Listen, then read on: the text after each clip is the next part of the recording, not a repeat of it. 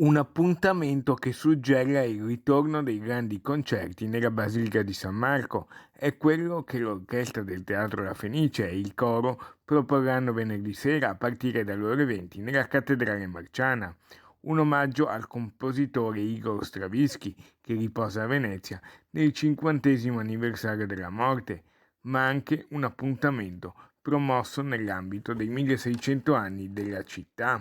Il primo procuratore Tesserin spera che queste note possano suonare come buon auspicio per i lavori di messa in sicurezza della Basilica dalle acque alte. Un concerto che purtroppo può ospitare pochissimi eh, presenti per il rispetto delle misure imposte, però facciamo un concerto dedicato a Stravinsky in occasione dei 50 anni dalla sua morte e sarà una cosa straordinaria. Molti i significati che si racchiudono dentro questa serata.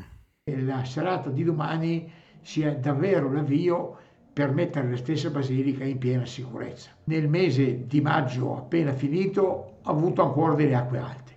Questo significa che dobbiamo prepararci per la prossima invernata, che le acque alte saranno ancora più presenti. Contiamo sulla capacità del Mose di darci una protezione, però ci rendiamo conto che bisogna che ci sia anche la messa in sicurezza della basilica.